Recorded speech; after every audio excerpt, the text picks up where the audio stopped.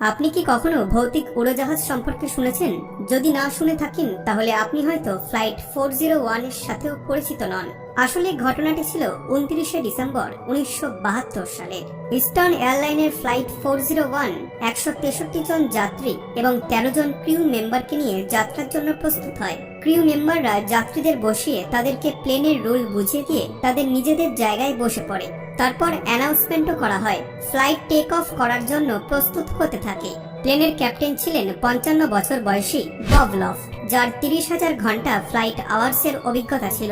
তার সাথে একজন কো পাইলটও ছিলেন, যার নাম ছিল স্টক স্টিল। সাথে ফ্লাইট ইঞ্জিনিয়ারের ভূমিকায় ছিলেন ডন রেপো। রাত 9:20 সময় ফ্লাইট নিউ ইয়র্কের জন কেনেডি এয়ারপোর্ট থেকে ফ্লোরিডার মায়ামি এয়ারপোর্টের উদ্দেশ্যে যাত্রা শুরু করে। ওই সময় যাত্রীরাও তাদের যাত্রাকে বেশ এনজয় করছিলেন এবং ক্রিউ মেম্বার তাদের সেবায় ব্যস্ত ছিলেন। সবকিছু ঠিকঠাকই চলছিল। ফ্লাইট চলতে চলতে প্রায় 2 ঘন্টা সময় বয়ে গিয়েছিল এবং ফ্লোরিডারও খুব কাছে ছিল।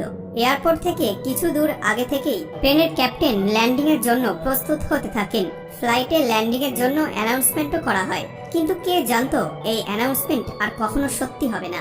এবার ফ্লাইট এয়ারপোর্টের বেশ কাছেই চলে এসেছিল। সবাই এয়ারপোর্টে নামার জন্য বেশ খুশিও ছিলেন। তখনই কো পাইলট ল্যান্ডিং গিয়ার খোলার জন্য লিভার নিচে নামালেন। আপনাদের বলে রাখি, ল্যান্ডিং গিয়ার প্লেনকে টেক অফ এবং ল্যান্ডিং এর সময় সাহায্য করে।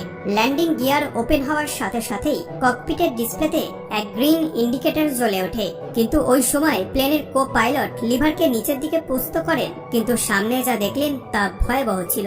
তিনি দেখলেন সামনে ইন্ডিকেটরের গ্রিন লাইট জ্বলছেই না। তিনি এই খবর সবার প্রথমে ক্যাপ্টেনকে দিলেন। ক্যাপ্টেন বব লফট নিজেও একবার ট্রাই করলেন, কিন্তু না, কোনো লাভ হলো না।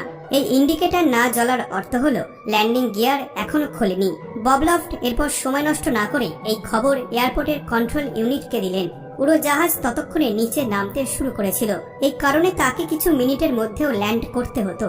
কিন্তু এয়ারপোর্টের কন্ট্রোল ইউনিট যখন একথা জানতে পারে, তারা বব লফটকে পরামর্শ দিলেন প্লেনটিকে 2000 ফুট উঁচুতে নিয়ে যান এবং অটো পাইলট মোড অন করে সবাই চেক করুন যে ল্যান্ডিং গিয়ারের সাথে ঠিক কি হয়েছে। কন্ট্রোল ইউনিটের কথা মতোই ক্যাপ্টেন তাই করলেন। প্লেনকে 2000 ফুট উঁচুতে নিয়ে গিয়ে অটো পাইলট মোড অন করে দিলেন। এরপর উড়োজাহাজের ইঞ্জিনিয়ার সাহেব কেবিনে পৌঁছায় এবং ইন্ডিকেটরটিকে পরীক্ষা করতে থাকেন। তিনি ভাবলেন হয়তো ইন্ডিকেটরই খারাপ হয়ে গেছে, এই জন্য তিনি ইন্ডিকেটরটি খুলেই চেক করলেন। কিন্তু অবাক করার বিষয় হলো তা একদম ঠিক ছিল। এরপর তারা ওই বাটন প্রেস করলেন, যেটি প্রেস করার পরেই প্লেনের ককপিটের সব লাইট জ্বলে যায় এবং ইঙ্গিত দেয় যে প্লেনের সবকিছু ঠিকঠাক চলছে। কিন্তু এবারেও এই গ্রিন লাইট জ্বলল না। এরপর প্লেনের ক্যাপ্টেন ইঞ্জিনিয়ার সাহেবকে সবথেকে বটম ক্যাবিনে গিয়ে ল্যান্ডিং গিয়ারকে দেখার জন্য বললেন। ইঞ্জিনিয়ার সাহেব দেরি না করে বটম ক্যাবিনে পৌঁছান।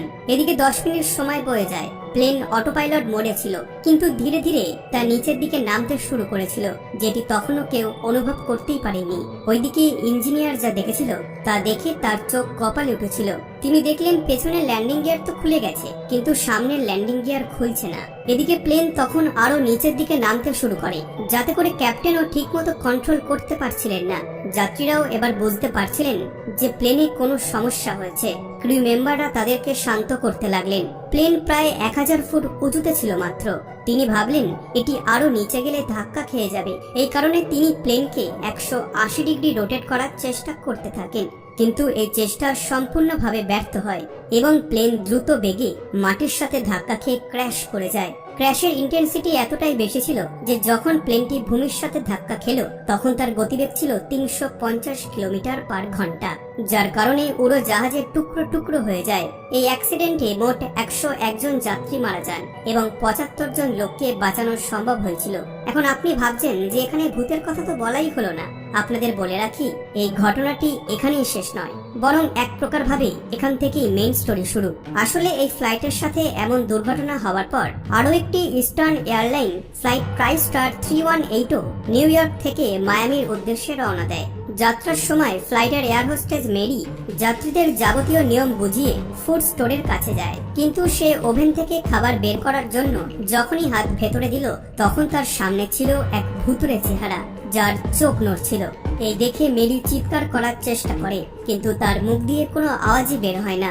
সে কিছুক্ষণের জন্য ভাবে এটি হয়তো কোনো ভ্রম, কিন্তু সে যখন আবার ওভেনের ভেতরে হাত দিতে গেল, ওই চেহারা আবার তার সামনে চলে আসে এবং ওই চেহারা কিছু বলার চেষ্টা করছিল। মেরি ভয়ে সেখান থেকে পালিয়ে গেল এবং কেবিনে গিয়েই ফ্লাইট ইঞ্জিনিয়ারকে সব কথা বলল। ইঞ্জিনিয়ার তো প্রথমে একথা সিরিয়াসলি নেননি, কিন্তু তিনিও যখন মেরির সাথে ফুড ওভেনে গেলেন, তিনিও সেই দৃশ্য দেখলেন যেমনটা মেরি বলছিল, এক ভয়াবহ মুখ যা কিছু বলার চেষ্টা করছিল। এইবার ওই চেহারার মুখ থেকে কিছু আওয়াজ আসছিল এবং সে সতর্ক করছিল যে কিছু সময়ের মধ্যেই এই ফ্লাইটে আগুন লেগে যাবে। এইটুকু বলেই ওই চেহারা অদৃশ্য হয়ে যায়। মেরি তো কিছু বুঝতেই পারছিল না, কিন্তু ওই ইঞ্জিনিয়ার চেহারাটিকে চিনতে পারলেন। উনি আর কেউ ছিলেন না, বরং 401-এ মারা যাওয়া ফ্লাইট ইঞ্জিনিয়ার ডন রেপো ছিলেন। যখন মেরি ও ফ্লাইট ইঞ্জিনিয়ার বাকি ক্রিউ মেম্বারদের একথা বললেন, তখন তারা মজা ভেবে হাসাহাসি করতে শুরু করে দেয়। কিন্তু এর কিছু পরেই ফ্লাইটের ক্যাপ্টেনের মনে হয় ইঞ্জিন ঠিকভাবে কাজ করছে না। এই জন্য সে ফ্লাইটকে মেক্সিকো থেকে ঘুরিয়ে আবার নিউ ইয়র্কে নিয়ে যায়, যেখানে ফ্লাইট ল্যান্ড করার পর সব প্যাসেঞ্জারদের এয়ারপোর্টে ওয়েট করতে বলা হয়। এরপর ইঞ্জিনকে রিপেয়ার করা হয় এবং তাকে চেক করার জন্য বিনা প্যাসেঞ্জারে ফ্লাইটকে ওড়ানো হয়। কিন্তু ওই উড়োজাহাজ যখনই আকাশে উড়ল, তখনই লেফট সাইডের ইঞ্জিনে আগুন ধরে যায়, যা দেখে মানুষদের রীতিমতো হুঁশ উড়ে যায়। মেরি এবং ওই ইঞ্জিনিয়ার কেবল ডন রেপোর কথা ভাবছিলেন। এরপর সব ক্রিউ মেম্বাররাও তাদের কথা মানতে বাধ্য হলেন যে মেরি যা বলছিল তা একদম সঠিক বলছিল এবং তারা যদি এই ফ্লাইটে বসে থাকতেন তাহলে আজ সব প্যাসেঞ্জার ও ক্রিউ মেম্বাররা মারা যেত। এরপর থেকে এই ফ্লাইটের নাম হয়ে যায় দ্য ঘোস্ট ফ্লাইট 401। পরে যখন ফ্লাইট 318 এর পরীক্ষা করা হয়, তখন জানা যায় যে এই ফ্লাইটের বেশিরভাগ অংশই ফ্লাইট 401 এর অবশেষ দিয়ে বানানো হয়েছিল এবং এই ওভেনও ফ্লাইট 401 এর ছিল। যাই হোক, এখন ওই ভূতের জন্যই এতগুলি মানুষ আবার মারা যাওয়ার হাত থেকে রক্ষা পেল। বন্ধুরা, আশা করছি আজকের এই ভিডিওটি আপনাদের ভালো লেগেছে। এই ভিডিওটি ভালো লেগে থাকলে ভিডিওটিতে একটি লাইক ও শেয়ার করতে ভুলবেন না এবং আপনি যদি আজব কাহিনী ফ্যাক্টে নতুন হয়ে থাকেন তাহলে আজই সাবস্ক্রাইব করে রাখুন, কারণ আমরা এই ধরনের তথ্য প্রতি সপ্তাহেই এনে থাকি। ধন্যবাদ।